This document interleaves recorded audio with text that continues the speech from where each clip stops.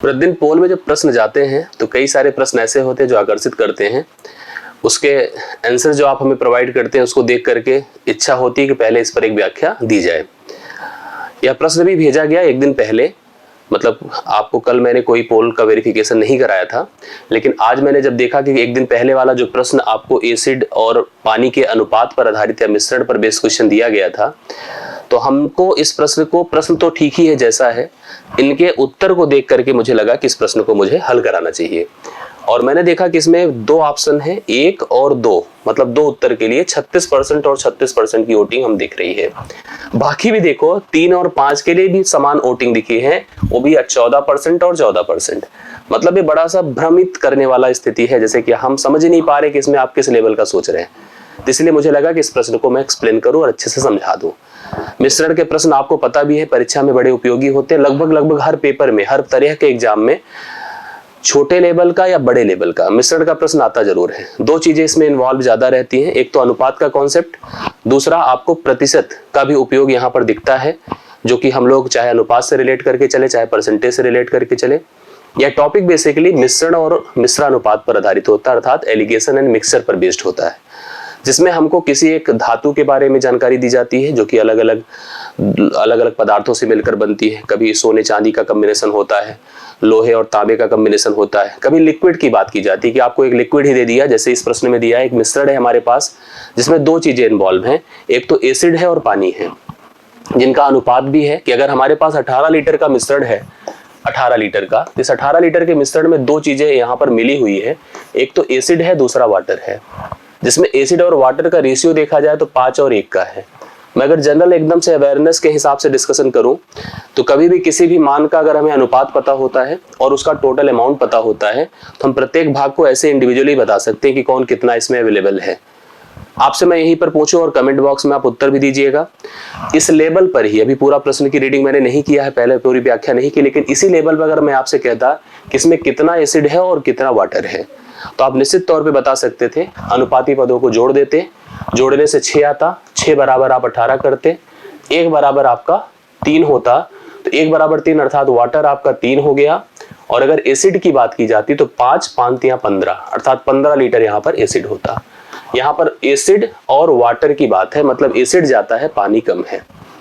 लेकिन इस प्रश्न में कहा गया कि जब हम x लीटर पानी को मिश्रण में मिलाते हैं, मतलब जो मिश्रण था मेरे पास, अगर उसमें हम पानी थोड़ा सा ऐड करते हैं, पानी ऐड करते हो भी x लीटर, तो यह अनुपात जो होता है 3:1 हो जाता है। अनुपात कितना हो जाता है? जो पहले 5:1 था वह 3:1 हो गया। निश्चित तौर पे पहले आप एसिड की मात्रा ज्यादा देख रहे हैं, पानी आपको उसी के रिस्पेक्ट में दिख रहा है, मतलब कम दिख रहा है। अब की स्थिति जो इनमें पानी को बढ़ाने से हुई, तो जाहिर सी बात है कि अगर हम जिस भाग को बढ़ाएंगे वह अनुपातिक रूप से बढ़ जाएगा या अगला भाग अनुपातिक रूप से घट जाएगा। यही होता ही है।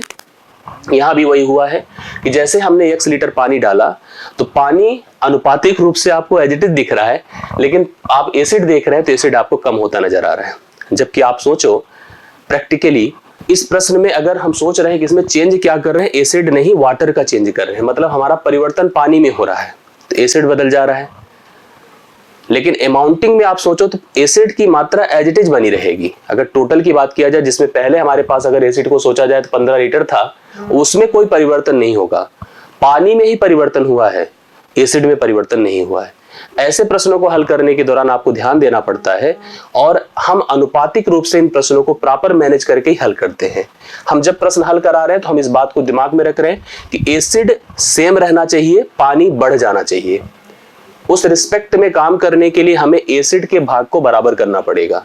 कैसे करना पड़ेगा सुनिए, ये 5 है, 3 है, अगर हम इसमें 5 से गुणा कर देते हैं और इसमें हम 3 से गुणा कर देते हैं तो निश्चित तौर पर यह भी 15 हो जाएगा, यह भी 15 हो जाएगा। अब देखो अनुपात क्या बनकर सामने आएगा, ध्यान से खूब अच्छे से समझिएगा।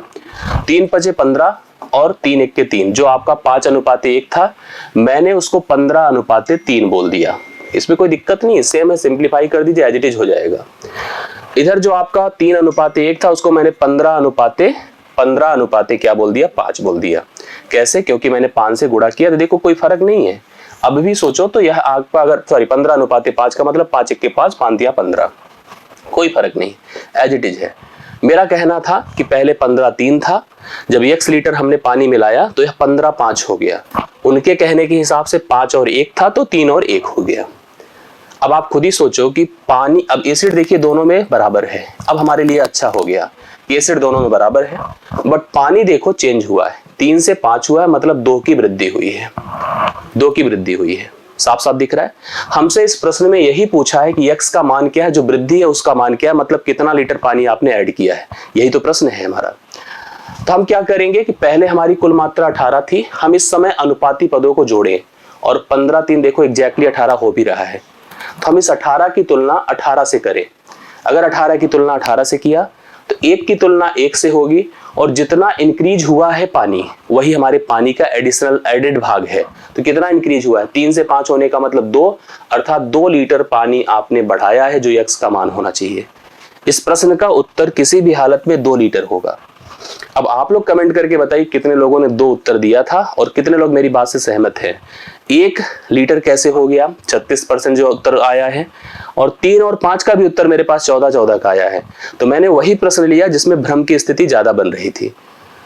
मुझे पूरा भरोसा है कि जो मैंने समझाया व्याख्या आपको समझ में आई होगी, और ऐसे प्रश्न अगर आपको मिलेंगे तो आप कर भी पाएंगे, और यही मेरा उद्देश्य है और इसी के तहत मैं इस पर काम कर रहा हूँ। डेली इस तरह के वेरिफिकेशन और पोल से जुड़ने के लिए आप प्रतिदिन इस सिस्टम में, इस इन्वॉल्वमेंट में आप लग जाइए। प्रतिदिन पोल का उत्तर दीजिए, और उत्तर देंगे तो आपको निश्चित तौर पर उसकी व्याख्या देखने को मिलेगी। कंफ्यूजन्स हो आप कमेंट बॉक्स में उसका रिस्पांस दीजिए, वीडियो को लाइक करें, और हमें अपने फीडबैक और सुझाव भी देते रहें, अपने उत्तर भी हमें बताते रहें। एक कनेक्टिविटी, एक कम्युनिकेशन का मीडियम क्रिएट करते रहें, बनाते रहें, जिससे कि हम लोग यहाँ पर प्रॉपर रिस्पॉन्स एक क्रिएट करें, प्रॉपर रिस्पांस पर हम लोग काम कर सके। आज के इस पोल के लिए बहुत बहुत धन्यवाद। पूरी व्याख्या आपको अच्छे समझ में आई होगी, जिसका मुझे पूरा भरोसा है। थैंक यू सो मच, धन्यवाद।